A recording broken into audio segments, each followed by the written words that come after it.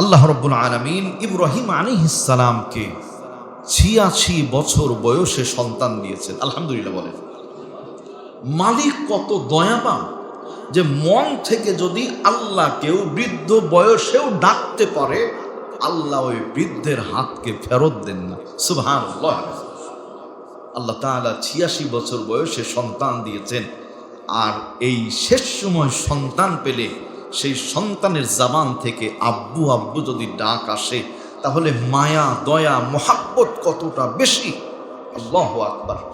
আমি আমার ভাষায় বলি, রাজশাহীর মানুষ যারা ঘর কোনো তারা মানে বাড়িতেই থাকতে পছন্দ করি।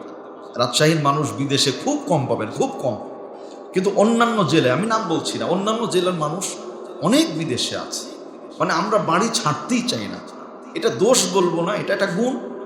আবার দোষ আর এক পক্ষে, যে বাইরে না গেলে ভাই টাকা পয়সা ইনকামও করা যায় না। শুধু বাণিয়ালির মুখ দেখে বসে থাকলে গন্ডগোলই হবে, লাভ হবে না। যাই হোক, আল্লাহ আমাদের সঠিক বোঝার তৌফিক দান করুন। আমরা আমাদের সন্তানদের মোহাব্বত করি। এমন মোহাব্বত করতেন আল্লাহর খলিল, আল্লাহর বন্ধু ইব্রাহিম আলাইহিস সালাম। আল্লাহ রাব্বুল আলামিন বলেন, রব্বি হাবলি মিনাস সালিহিন ফাবাশশারনাহু বিগুলামিন হালিম। ইব্রাহিম আলাইহিস সালাম বললেন, হে আমার প্রতিপালক, আপনি আমাকে একজন নেককার সন্তান দান করুন। আল্লাহ রব্বুল আলামিন ডাক শুনে বলেছেন, সুতরাং আমি আল্লাহ আপনাকে নম্র ভদ্র সহনশীল সন্তান দান করে দিলাম। সুবহানাল্লাহ। হালিম শব্দের ব্যাখ্যায় তাফসিরে মারিফুল কোরআনের মধ্যে লেখা হয়েছে, হালিম যিনি যা বলা হয় মালিকের পক্ষ থেকে তাই শুনে কখনো প্রতিবাদ করে না। তাফসিরে রুহুল মাআনির মধ্যে আল্লামা আলুসি রাহমাতুল্লাহ আলাইহি তিনি বলছেন, হালিম যিনি কখনো বড় মানুষের মুখের উপরে কথা বলে না। তাফসির ইবনে কাসিরের মধ্যে বলা হয়েছে, হালিম হলেন সেই ব্যক্তি যিনি কোনো সময়ের জন্য আল্লাহর বিরুদ্ধে কথা বলেন না, রসুলের বিরুদ্ধে কথা বলেন না, মুরব্বীদের বিরুদ্ধে কথা বলেন না। এক কথায় সহনশীল, নম্র, ভদ্র হালিম। আরে হালিম হলেন ইসমাঈল আলাইহিস সালাম। বলেন সুবহানাল্লাহ। আল্লাহ পাকের গোলাম আস্তে আস্তে পিতা এবং মায়ের আদরে সোহাগে বড় হন। আল্লাহ পাক বলছেন, ফালাম্মা بلغ معه السعي قال يا بني إني أرى في المنام।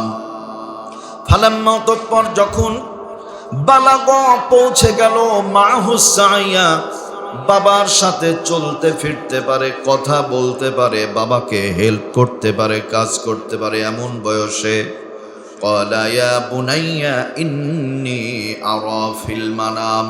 ইব্রাহিম আলাইহিস সালামকে আল্লাহ স্বপ্নে দেখিয়ে দিলেন, ইব্রাহিম দেখি আমি আল্লাহর প্রতি তোমার দয়া মায়া বেশি নাকি সন্তানের প্রতি বেশি?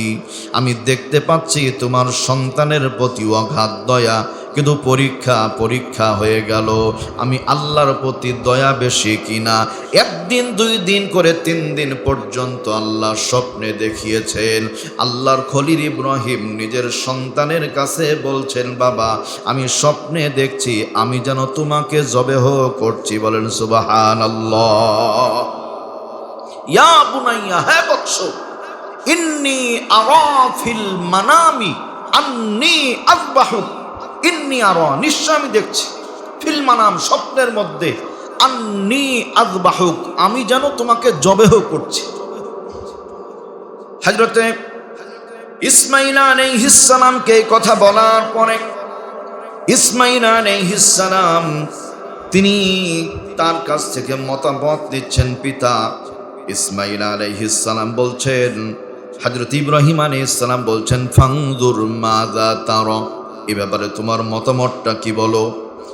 হযরত ইসমাঈল আলাইহিস সালাম বলেন, ক্বালা ইয়া আবা, হে আমার বাবা, ইফআল, আপনি করে ফেলুন, মা তুমার, আপনার রব যা বলেছেন, আপনার আল্লাহ যা বলেছেন আপনি তাই করুন। তাহলে হালিম শব্দটা মিলে গেল। বাবা বলতে দেরি, সন্তান রাজি হতে দেরি হয় না। সুবহানাল্লাহ।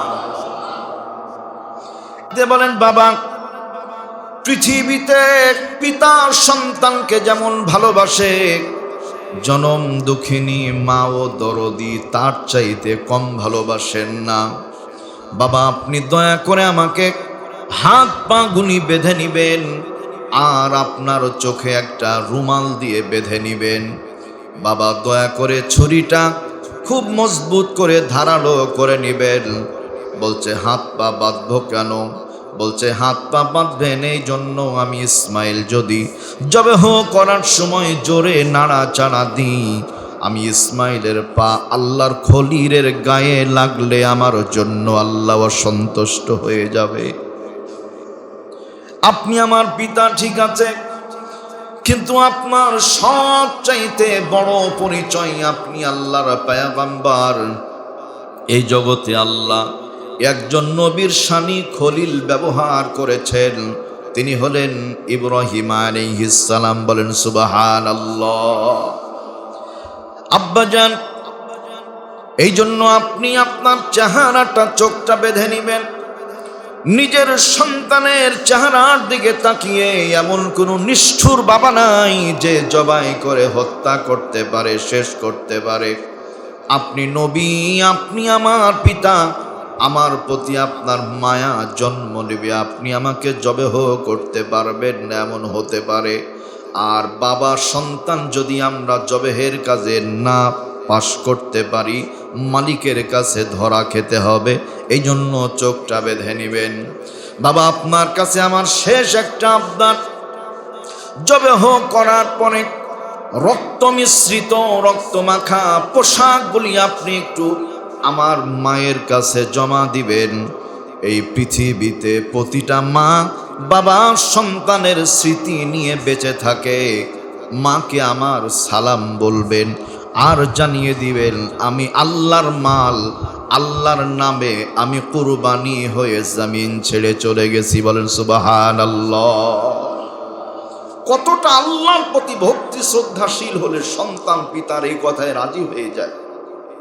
বর্তমান সমাজে কোনো পিতা যদি সন্তানকে বলে যে আমি তোমাকে স্বপ্নে দেখছি জবেহ করছি, তাহলে সন্তান এমন আচরণ করবে যে পিতা বিপদগ্রস্ত হয়ে যাবে, মানতে চাইবে না।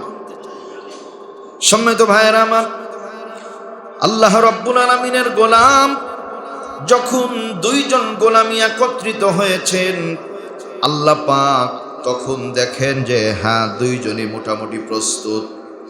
সন্তান পিতাকে আল্লাহর নির্দেশ পালন করার পরে মনে সন্তান সান্ত্বনা দেবার আশায় বলছেন, আব্বা সাতাজিদুনি ইনশাআল্লাহু মিনাস সাবিরিন। আপনি বিচলিত হবেন না, ভেঙে পড়বেন না, আপনি আল্লাহর হুকুম বাস্তবায়ন করেন। আল্লাহ যদি দয়া করে মায়া করে চান, তাহলে ধৈর্যশীলদের কাতারে আমি ইসমাইলকে আপনি পেয়ে যাবেন। বলেন সুবহানাল্লাহ। আল্লাহ চাইলে হবে, এটি আমি চাইলে হবে না। সম্মানিত সুধী মণ্ডলী, আল্লাহ পাকের পরে বলছেন ফালাম্মা আসলামা ওয়া তাল্লাহু লিল জাবিন। পিতা পুত্র দুইজন যখন একত্রিত হয়েছে, সম্মত হয়েছে, এমন সময় আমি আল্লাহ ডাক দিলাম, ওয়ানাদাইনাহু আইয়া ইব্রাহিম। আল্লাহু আকবার বলছেন।